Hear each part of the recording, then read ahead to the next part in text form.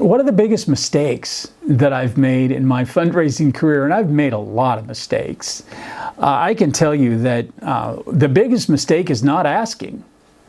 I was just this morning responding to an email from one of my clients who had asked someone for a gift, and they gave him $5,000. And I wrote back to him, and I just wrote him a note and said, "It's amazing what you don't get when you don't ask." So the biggest mistake in fundraising is not to ask. I would say, when you think about asking, be bold, be clear, be gracious, but get out there and ask. That's a big mistake not to.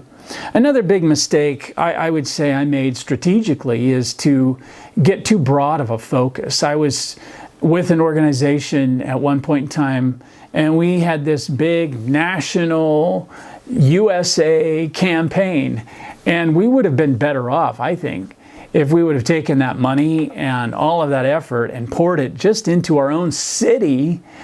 And instead of trying to be a national firm, a national charity, just be really strong in our local area, because getting too broad diffused our resources and efforts. It made it less effective, actually, because we were so diffused in our work.